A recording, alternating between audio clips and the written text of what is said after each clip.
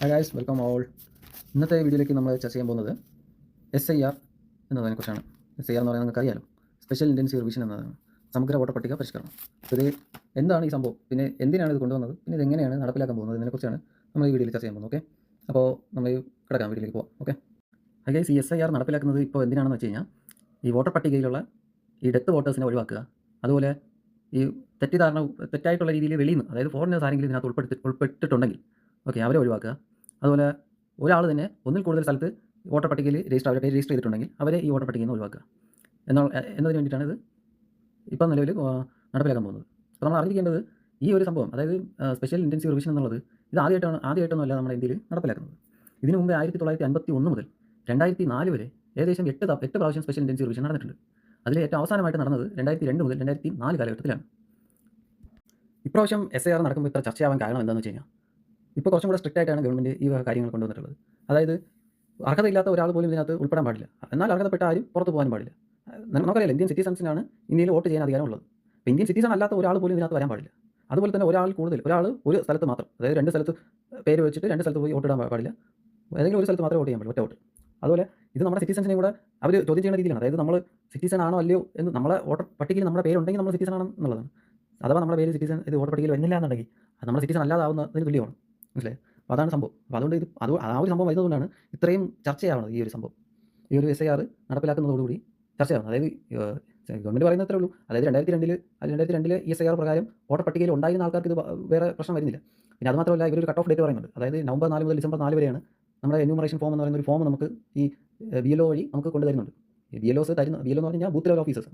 അപ്പോൾ അവർ നമ്മുടെ കയ്യിൽ എന്യൂമറേഷൻ ഫോം എന്ന് പറയുന്ന ഒരു ഫോം തരും. അതിനകത്ത് നമ്മൾ ഫോട്ടോയും ബാക്കി വിലാസം കാര്യങ്ങളൊക്കെ ഉണ്ടായിരിക്കും. ബാക്കി നമ്മൾ പൂരിപ്പിക്കേണ്ട കുറച്ച് കാര്യങ്ങളുണ്ടാവും. അത് പൂരിപ്പിച്ച് തിരിച്ച് അവർ കൊണ്ടുപോകും. എന്നിട്ട് അത് അവിടെ ലിസ്റ്റാക്കി അത് പിന്നെ വോട്ടർ ലിസ്റ്റായിട്ട് പുതിയ ഒരു വോട്ടർ ലിസ്റ്റ് പബ്ലിഷ് ചെയ്യും. അതാണ് ഇവർ ചെയ്യാൻ പോകുന്നത്. എന്നിട്ട് അതിനകത്ത് നമ്മുടെ പേര് വരണം. പേര് വന്നാലേ നമ്മൾ ഈ സിറ്റിസൺ ആണെന്ന് നമുക്ക് ആ വോട്ടിംഗ് റൈറ്റ് കിട്ടുള്ളൂ. നിലവിൽ നമുക്ക് വോട്ടിംഗ് റൈറ്റ് ഉണ്ട്. പക്ഷേ ഇനി നമുക്ക് അടുത്ത് മുന്നോട്ട് കിട്ടണമെങ്കിൽ ഈ ഒരു പ്രോസസ്സ് കഴിഞ്ഞ് നമ്മൾ ആ പേര് ലിസ്റ്റിൽ വരണം. അതുകൊണ്ടാണ് ഇത് ഇത്ര ചർച്ചയാകുന്നത്. കാരണം എനിക്കതാണ് തോന്നുന്നു. അപ്പോൾ സംഭവം ഗൈസ്, അപ്പോൾ ഈ എന്യൂമറേഷൻ ഫോം നമുക്ക് നവംബർ 4 മുതൽ സ്റ്റാർട്ട് ആയിട്ടുണ്ട്. ഡിസംബർ 4 നമ്മളെല്ലാവരും അത് ഫില്ല് ചെയ്ത് കൊടുക്കണം. അത് നമ്മുടെ സിറ്റിസൺഷിപ്പിനെയും കൂടെ ബാധിക്കുന്ന ഒരു വിഷയമായിട്ട് മാറിയിരിക്കുകയാണ്. ഇത് അത്രയും സീരിയസ് ആയിട്ടുള്ള കാര്യമാണ്. അതുകൊണ്ടാണ് ഇത്ര ചർച്ചയാവുന്നത് തന്നെ.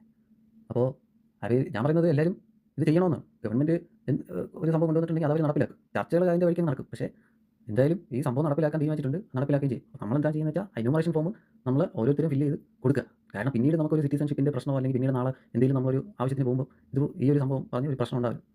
അപ്പോൾ പിന്നെ ഡിലേ ആയി കഴിഞ്ഞാൽ, ഇപ്പോൾ ഈ ഒരു ഡേറ്റ്, ഈ കട്ട് ഓഫ് ഡേറ്റ് കഴിഞ്ഞിട്ടാണ് നമ്മൾ പിന്നീട് നമുക്ക് വേറെ രീതിയിൽ എന്ത് ചെയ്യേണ്ടി വരും, ആപ്ലിക്കേഷൻ അപേക്ഷിച്ച് വേറെ രീതിയിൽ കുറച്ചും കൂടെ കോംപ്ലിക്കേറ്റഡ് ആവും. ഈ എന്യൂമറേഷൻ ഫോം ഫില്ല് ചെയ്ത് കൊടുക്കുന്നതാണ് നമ്മുടെ ഏറ്റവും എളുപ്പമായിട്ട് ഈ വോട്ടർ പട്ടികയിൽ നമ്മുടെ പേര് വോട്ടർ പട്ടികയിൽ വരാനുള്ള ഏറ്റവും സിമ്പിളസ്റ്റ് ആയിട്ടുള്ള ഒരു മെത്തേഡ് ഇപ്പോൾ നിലവിലെ ഈ ഒരു PSIR വഴിയിട്ട് ഇപ്പോൾ ചെയ്യുന്നത്. അത് പഴയ വോട്ടർ ലിസ്റ്റൊക്കെ അവർ ക്യാൻസൽ ചെയ്യും ഈ പുതിയത് വന്നു കഴിഞ്ഞാൽ. അപ്പോൾ ഇനി പുറത്തുള്ള ആൾക്കാർക്കാണെങ്കിലും നമുക്കിപ്പോൾ എന്ത് ചെയ്യാം, ഓൺലൈൻ വഴി നമുക്ക് അപേക്ഷ സമർപ്പിക്കാൻ പറ്റും. ഈ ഒരു അപേക്ഷയില്ല, എന്യൂമറേഷൻ ഫോം നമുക്ക് ഓൺലൈനായിട്ടും ഫില്ലപ്പ് ചെയ്യാനുള്ള ഒരു സംഭവമുണ്ട്. ഓൺലൈനായിട്ടാണെങ്കിൽ voters.eci.government.in എന്ന് പറയുന്ന വെബ്സൈറ്റ് വഴി നമുക്ക് എന്ത് ചെയ്യാം, എന്യൂമറേഷൻ ഫോം ഡൗൺലോഡ് ചെയ്തെടുക്കാം. നമ്മുടെ ഇലക്ഷൻ ID നമ്പർ അടിച്ചു കൊടുത്തു കഴിഞ്ഞാൽ നമ്മുടെ ഈ എന്യൂമറേഷൻ ഫോം വരും. അത് നമുക്ക് ഫില്ലപ്പ് ചെയ്തിട്ട് സ്കാൻ ചെയ്ത് വീണ്ടും അതേ വെബ്സൈറ്റിൽ തന്നെ അപ്ലോഡ് ചെയ്ത് നമുക്കത് ഫോം അയക്കാവുന്നതാണ്. അത് മാത്രമല്ല, ഇവരുടെ ഒരു ആപ്ലിക്കേഷൻ ഉണ്ട്, ECI Net എന്ന് പറയുന്ന ഒരു ആപ്ലിക്കേഷൻ ഉണ്ട്. അതുവഴി നമുക്ക് എന്യൂമറേഷൻ ഫോം ഫില്ലപ്പ് ചെയ്യാവുന്നതാണ്. അത്രയും സിമ്പിളായിട്ടുള്ള പരിപാടിയാണ്. അപ്പോൾ ഇതിൻ്റെ കട്ട് ഓഫ് ഡേറ്റ് എന്ന് പറയുന്നത് ഡിസംബർ 4, 2025 അപ്പോൾ എല്ലാവരും ചെയ്യണം. ചെയ്താലേ നമ്മുടെ വോട്ടിംഗ് റൈറ്റ് നമുക്ക് കിട്ടുള്ളൂ. ഓക്കെ, പിന്നെ ഗൈസ് അറിഞ്ഞിരിക്കേണ്ടത്, ഈ എന്യൂമറേഷൻ ഫോം ഫില്ല് ചെയ്യുന്ന സമയത്ത് നമുക്ക് യാതൊരു ID കാർഡിൻ്റെയോ ഒരു തിരിച്ചറിയൽ കാർഡിൻ്റെയോ ഒരു ആവശ്യമില്ല. നമുക്ക് ഉള്ള നമുക്കറിയാവുന്ന കാര്യങ്ങൾ ഫില്ലപ്പ് ചെയ്ത് കൊടുത്താൽ മതി. പിന്നെ BLOs വരുന്നുണ്ടെങ്കിൽ അവർ നമുക്ക് സഹായിക്കുന്നതായിരിക്കും. BLOs മിനിമം 3 വട്ടമെങ്കിലും നമ്മുടെ വീട്ടിൽ വരുന്നതായിരിക്കും. മിനിമം 3 വട്ടം. ആദ്യത്തെ പ്രാവശ്യം വന്ന് കണ്ടില്ല എന്നുണ്ടെങ്കിൽ വീണ്ടും 2ാമത്തെ പ്രാവശ്യം വരും. അവരായിരിക്കും ഫോം കൊണ്ടുതരുന്നത്. ഓക്കെ, തന്നിട്ട് അവർ തിരിച്ച് വാങ്ങിക്കൊണ്ട് പോയിട്ട് അതവർ ERO അല്ലെങ്കിൽ ഇലക്ടോറൽ രജിസ്റ്റർ ഓഫീസറിന് കൈമാറും. പിന്നെ ഈ ഇലക്ടറൽ ഓഫീസർ ആയിരിക്കും ബാക്കി കാര്യങ്ങൾ ലിസ്റ്റ് തയ്യാറാക്കുന്നത്. നമ്മൾ കൊടുത്ത ഫോമിൻ്റെ അടിസ്ഥാനത്തിൽ അവരായിരിക്കും ലിസ്റ്റ് തയ്യാറാക്കുന്നത്. പിന്നെ ഈ ലിസ്റ്റ് തയ്യാറാക്കിയിട്ട് നമ്മുടെ പേര് അതിനകത്തുണ്ടോ ഇല്ലയെന്ന് നമ്മൾ ചെക്ക് ചെയ്യണം. ചെക്ക് ചെയ്തിട്ട് ഇല്ലാന്നുണ്ടെങ്കിൽ നമുക്ക് അപ്പീലിന് പോകാൻ പറ്റും. അപ്പീലിന് പോകാനുള്ള ഓരോ അസംബ്ലിക്കും ഓരോ ഇലക്ടോറൽ രജിസ്ട്രേഷൻ ഓഫീസർ ERO ആയിരിക്കും ഉണ്ടായിരിക്കുക. ഈ ERO ഒരു sub divisional magistrate level officer ആയിരിക്കും. ഇദ്ദേഹം ആയിരിക്കും ഡ്രാഫ്റ്റ് ഇലക്ടോറൽ റോൾസ് പ്രിപ്പയർ ചെയ്യുന്നത്. ഇനി ഇവർ ഈ ഡ്രാഫ്റ്റ് പ്രിപ്പയർ ചെയ്ത് പബ്ലിഷ് ചെയ്തതിന് ശേഷം നമ്മുടെ പേര് അതിനകത്തില്ല, നമുക്ക് എന്തെങ്കിലും ഒബ്ജക്ഷൻസും ക്ലെയിംസും ഉണ്ടെങ്കിൽ നമുക്ക് ആദ്യം അപ്പീൽ ചെയ്യേണ്ടത് ഡിസ്ട്രിക്ട് മജിസ്ട്രേറ്റിനായിരിക്കും നമ്മുടെ അപ്പീൽ കേൾക്കുന്നത്, ഒന്നാമത്തെ അപ്പീൽ. അത് കഴിഞ്ഞിട്ട് രണ്ടാമത്തെ അപ്പീൽ കേൾക്കുന്നത് ചീഫ് എക്സിക്യൂട്ടീവ് ഓഫീസർ ആയിരിക്കും, നമ്മുടെ സംസ്ഥാനത്തിലെ CEO, സംസ്ഥാനത്തിലെ ചീഫ് എക്സിക്യൂട്ടീവ് ഓഫീസർ.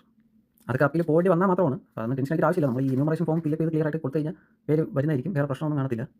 ഓക്കെ, അപ്പോൾ അത്രയൊക്കെയാണ് കാര്യങ്ങൾ പറയാനുള്ളത്.